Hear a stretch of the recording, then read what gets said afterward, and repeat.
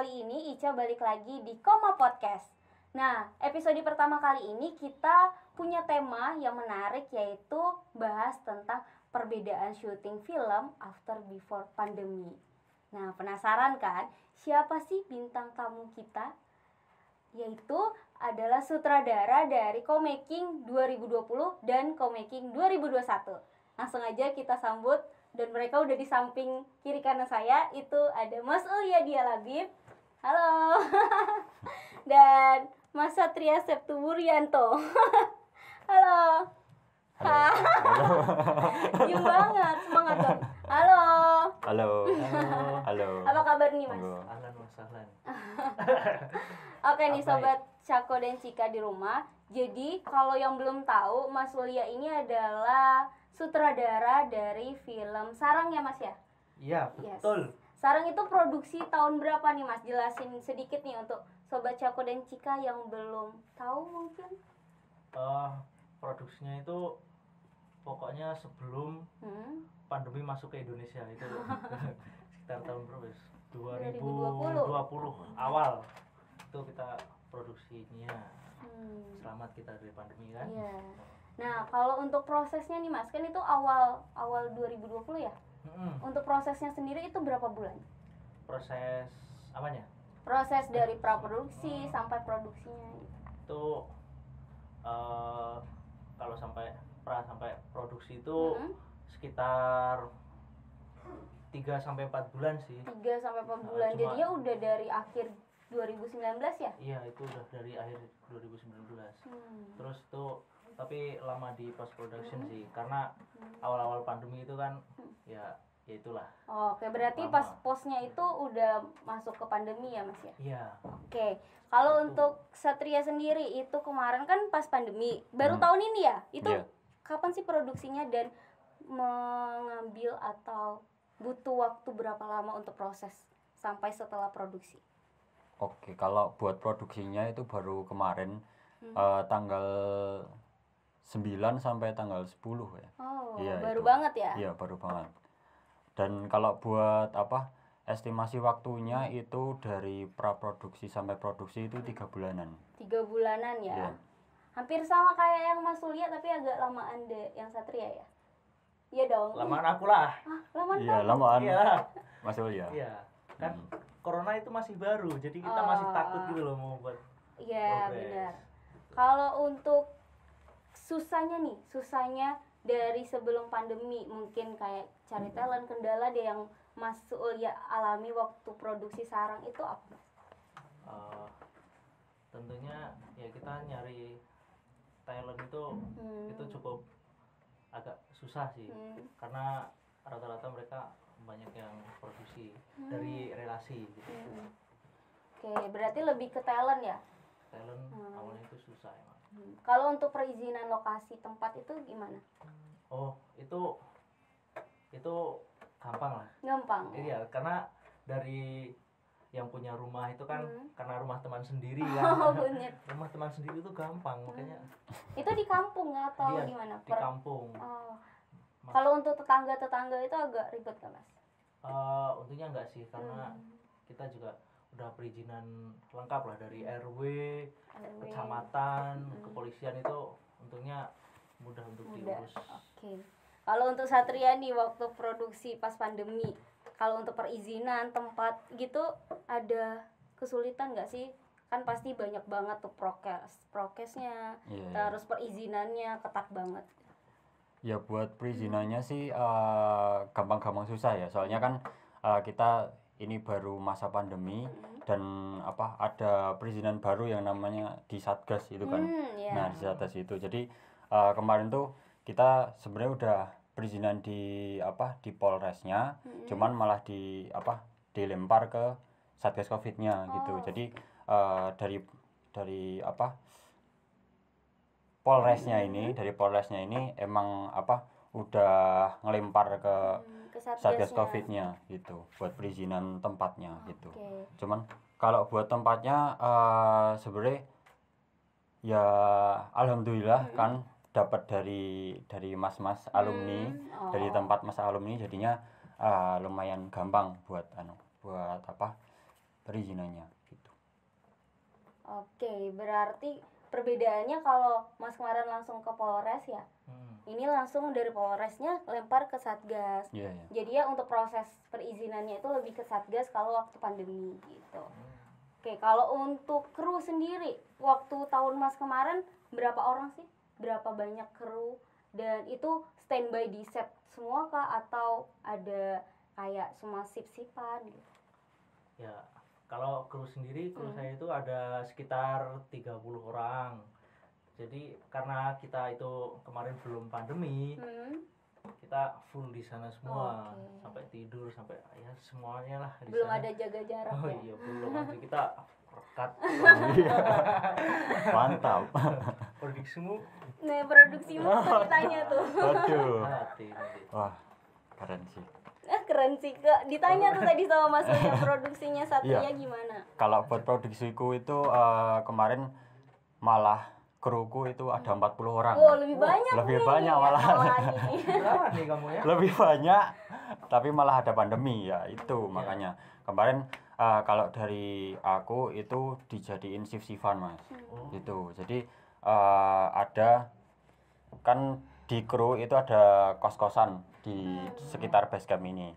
Nah, itu dari aku sama kru-kru yang lain, tim inti itu melotingin kru di salah satu kos yang dekat sini intinya gitu. Oke, berarti untuk kayak nginepnya nih itu dibagi-bagi kalau dari kru Nirmala. Terus untuk Saran sendiri kemarin ngumpul kekeluargaan kebersamaannya dapat banget Oh ya. iya jelas. Kasih tahu dong serunya gimana. Yang kasihan pasti kru angkat-angkat tuh. Iya dong. Waduh. Nah, ini kemarin kan sempat apa? Tabrakan juga Mas. Kan enggak maksudnya Beda. enggak maksudnya tabrakan jadwal ini kan. Kebetulan tuh kemarin ada banyak properti yang besar-besar kayak dipan kasur gitu-gitu. Nah, itu dari kita itu harus ngangkat dipannya dari Klaten Mas. Iya, dari Klaten sampai ke sini. Pinjam Mas. Iya. Terus nah pas angkat itu tabrakan jadwal sama readingnya gitu. Jadi emang untuk proses waktu di Nirmala ini lebih dipadetin gitu ya. Jadi ya kalau kita dulu kan proses satu-satu, soalnya semuanya langsung terjun. Nah, karena pandemi berarti itu persif-sifan gitu Mas Ulya. Oh iya. Iya. Nah, kalau Mas Ulya kan selain sareng pernah produksi nih pas pandemi, pernah nggak? Pernah. Nah, perbedaan nih dari pandangan Mas Ulya sendiri gimana sih waktu pas syuting di pandemi dan sebelum pandemi? Ya hampir sama sih kayak produksinya Mas Satria ya. Kalau yang pas waktu pandemi itu tetap itu dipotong krunya, misalnya ada kameramen 6 itu yang berangkat 3. Seperti itulah. Yang stay terus tim intinya sih, tim produksi. Oke, gitu. Kalau dari Satria yang dikangenin waktu kamu kan tahu nih prosesnya jadi sutradara malah yang di pandemi ini sama sebelum pandemi itu apa sih yang paling dikangenin untuk proses produksinya? Untuk proses produksinya yang pasti kekeluargaannya sih. Maksudnya kita kan kemarin terutama pas praproduksi ya Pak. Praproduksi kan kru-kru masih belum pada di Jogja nih. Nah, jadi buat koordinasinya itu kurang banget gitu, terutama di tim visualnya gitu. Jadi kemarin cukup kesulitan buat koordinasi antara saya sama tim visualnya. Soalnya masih pada mencar di daerahnya masing-masing gitu. Berarti untuk prosesnya mereka lebih banyak online-nya.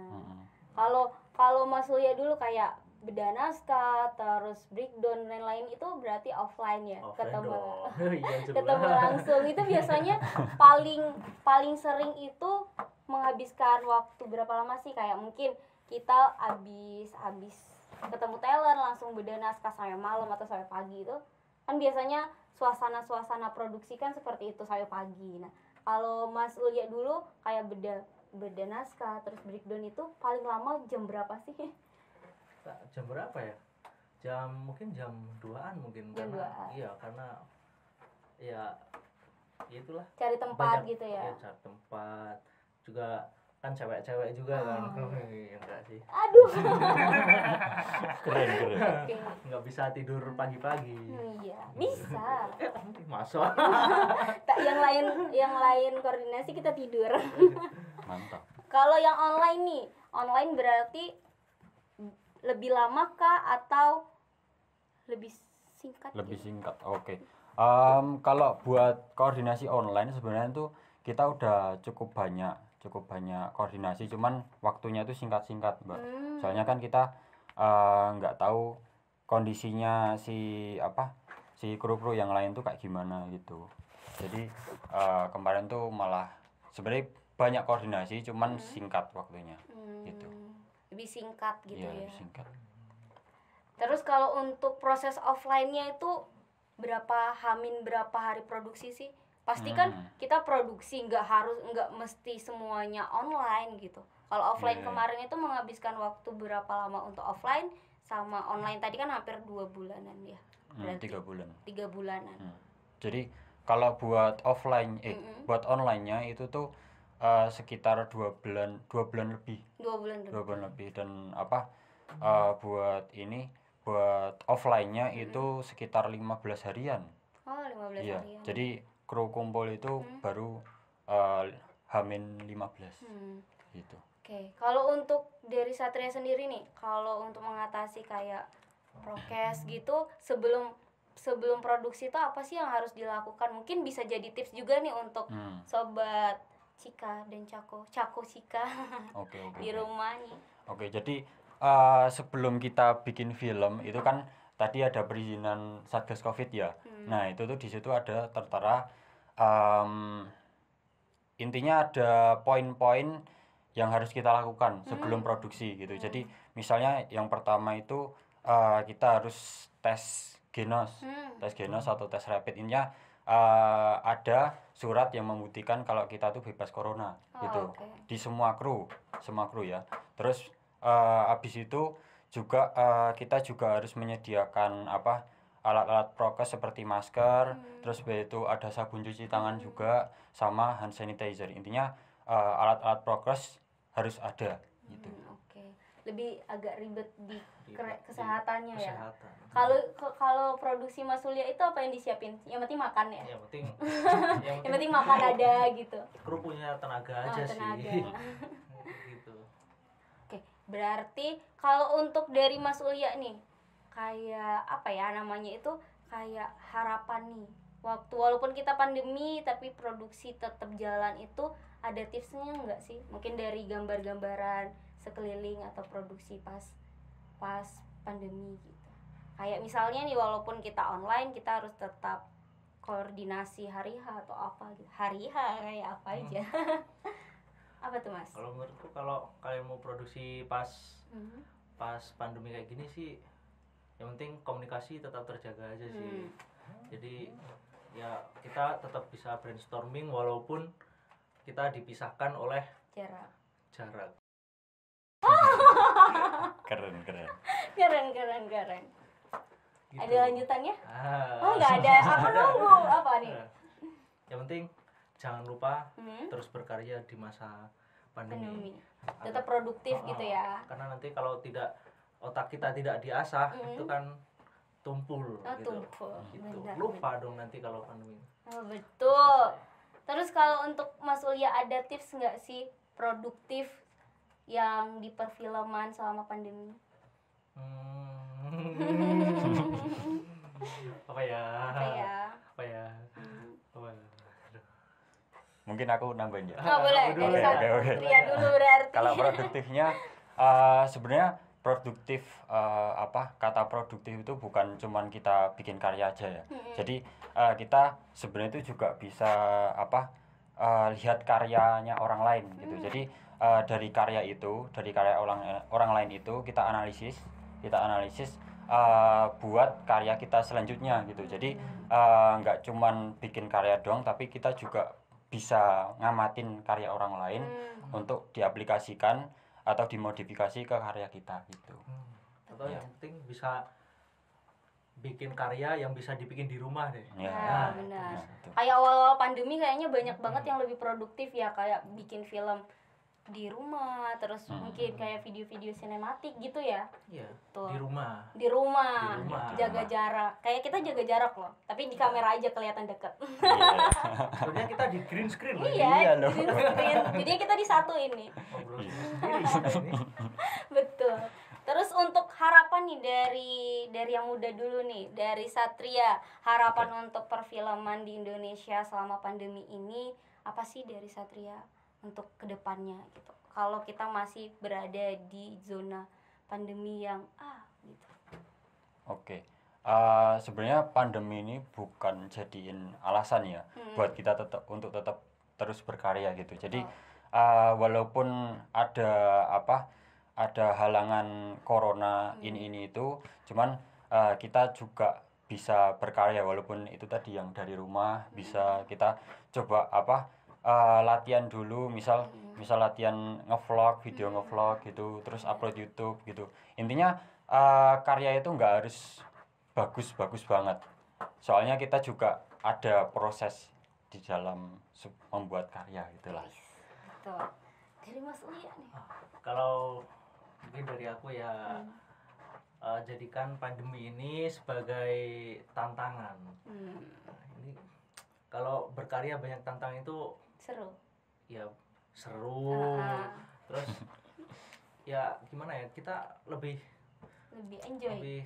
Iya bukan enjoy. Lebih tertantang. Mana sih? Lebih intinya tertantang lah kita itu. Masa iya nggak ada tantangan kan? Ini tantangan berat loh. Berarti nanti setelah pandemi mungkin kita akan menjadi orang yang hebat karena kita udah berkarya di masa pandemi gitu. Betul. Maybe. Siap. Betul. Tadi untuk sobat Cako dan Cika di rumah pasti udah tahu nih. Mungkin udah ada yang pernah nonton film Sareng. Nah, karena filmnya sebelah kita ini baru nih Mas Uya, baru dan belum ada tanggal pastinya untuk launching. Mungkin bisa dijelasin sedikit nih Sat. Dari film Nirmala ini apa sih yang paling menonjol dan kayaknya kalau kalian suka film tentang ini kalian wajib nonton gitu. Ini sih Nirmala ini ya, buat spoiler dikit lah.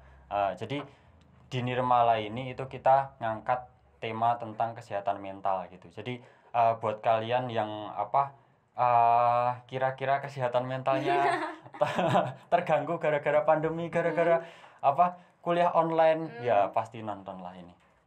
Haruslah. Oke, harus nonton. Harus nonton. Di mana? Netflix? Iya. Tunggu aja. Tunggu aja Amin. ya. Amin.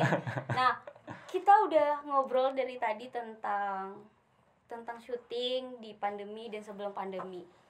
Terus dari aku cukup. Makasih dari Mas Uya udah mau sharing-sharing sedikit nih tentang sebelum produksi. Mungkin kita bisa flashback ke waktu-waktu kita produksi sebelum ada pandemi. Terus untuk Satria mungkin bisa jadi gambaran nih untuk sobat Cako dan Cika di rumah yang mau produksi. Iya. Betul, walaupun pandemi ternyata itu nggak menghalangi kita untuk produksi. Betul?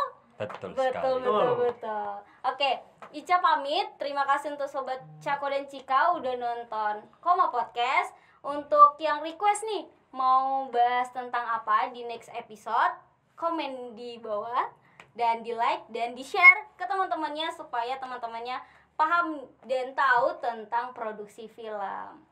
Dari Ica sekian. Koma. Selalu di hati, selalu di hati. Dadah, terima kasih.